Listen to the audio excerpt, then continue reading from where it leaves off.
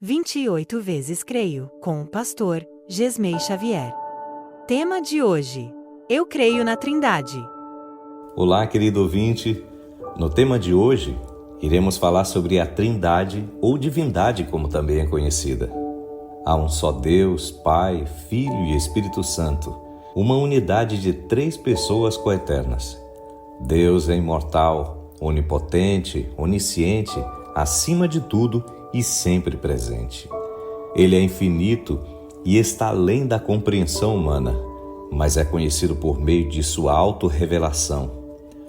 Deus, que é amor, para sempre é digno de culto, adoração e serviço por parte de toda a criação. A Trindade tem sido alvo de muitas críticas por parte dos teólogos durante séculos, pelo fato desse termo não aparecer em nenhum momento na Bíblia. Por outro lado, temos que concordar que, na lógica humana, é impossível entender como 3 são um Deus e não 3 deuses.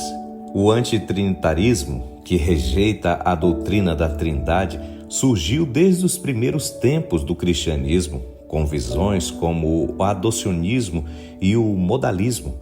No entanto, o movimento mais conhecido se desenvolveu durante a Reforma Protestante do século XVI, especialmente entre grupos radicais como os anabatistas. Após a Reforma, a rejeição à doutrina da Trindade se manifestou em diferentes contextos, como na Inglaterra e na América, e também em grupos como os Irmãos Poloneses e a Igreja Unitária da Transilvânia.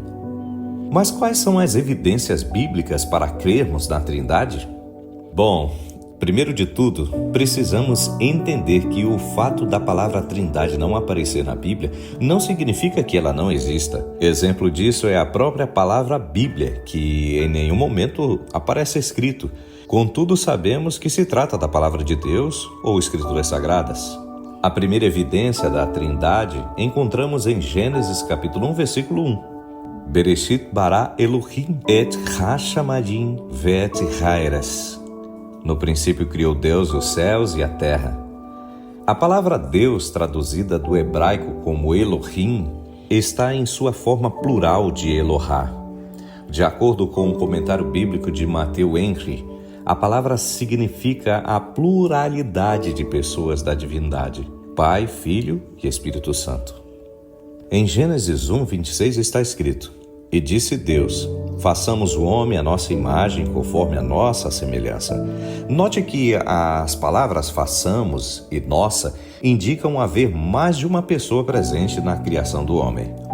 Considerando que o texto está se referindo à criação, é impossível pensar que Deus estava falando com anjos, pois dessa forma os anjos se tornariam iguais a Deus com o poder de criar, algo que somente os atributos exclusivos de Deus. No Novo Testamento é onde encontramos mais evidência com relação à Trindade. Em Mateus 28, 19 e 20, por exemplo, lemos: Ide, portanto, fazei discípulos de todas as nações, batizando-os em nome do Pai, e do Filho e do Espírito Santo. Jesus, ao ordenar seus discípulos a missão, ele orientou que o batismo deveria ser em nome do Pai, do Filho e do Espírito Santo.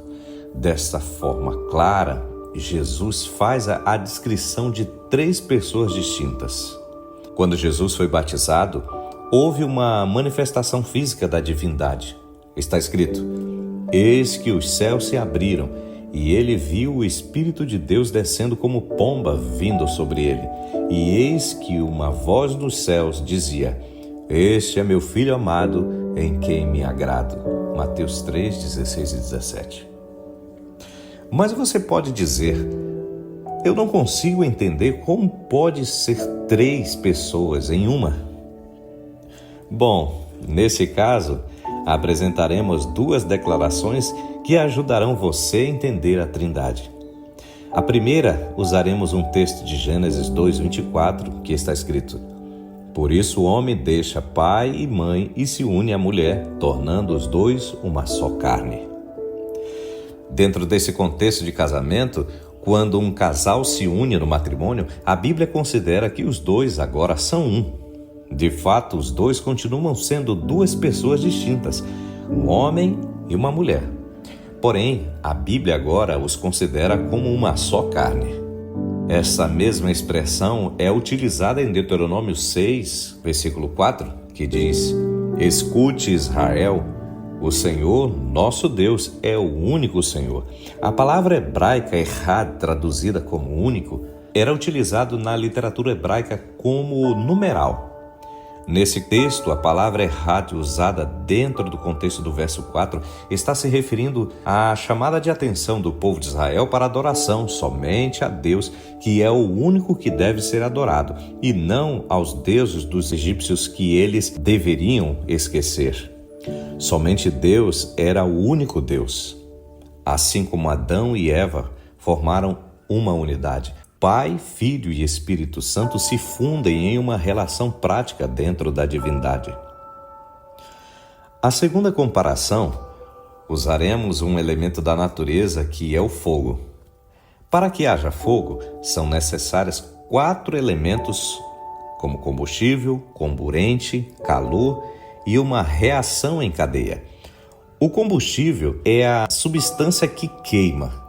O comburente, normalmente oxigênio, é o que alimenta a combustão. O calor é a energia que inicia e mantém a reação, e a reação em cadeia é o processo químico que libera calor e luz, sustentando o fogo. Se separarmos qualquer um dos 4 elementos, o fogo se apaga. Ou se não existir um dos 4 elementos, não existe fogo. Em João 10:30, Jesus declara: Eu e o Pai somos um. A unidade não significa que Jesus e o Pai são a mesma pessoa, mas que eles compartilham a mesma natureza divina, o mesmo propósito e a mesma vontade. A ordem é a primeira lei do céu e se manifesta em formas ordenadas de atuar. Essa ordem surge da união que existe entre os componentes da divindade. O Pai parece atuar como fonte, o Filho como mediador e o Espírito como regenerador ou restaurador. Desta forma simples, podemos entender que Deus é a manifestação de Pai, Filho e Espírito Santo. Seu foco principal está na salvação da humanidade. A vinda de Jesus a esta terra tornou possível a maior revelação de Deus aos seres humanos. Ao olharmos para a cruz, contemplamos o coração de Deus. Na cruz, a Trindade fez uma revelação completa de abnegação. Cristo revelou diante do universo o infinito amor e o poder salvador da divindade. Revelou um Deus triuno que esteve disposto a sofrer a agonia da separação devido ao seu amor incondicional por este planeta rebelde. Querido ouvinte, você crê que Deus, Pai, Filho e Espírito Santo são uma unidade de 3 pessoas coeternas? Então eu quero motivá-lo para que você aceite o maravilhoso convite de Deus. Vem, filho meu, dá-me teu coração. Venha os fracos e sobrecarregados. Então vocês experimentarão a paz de Deus, que excede todo entendimento e que guardará seu coração e sua mente em Cristo Jesus. Vamos orar. Querido Deus, obrigado por demonstrar tanto amor por nós, mesmo sendo pecadores. Obrigado pela graça salvadora de Cristo e pela comunhão do Espírito constante em nós. Perdoa, Senhor, nossa incredulidade e falta de fé em saber que o Senhor é onisciente, onipotente, mas acima de tudo, sempre presente e se compadece de nossas mais simples necessidades. Aceita, Senhor, nosso coração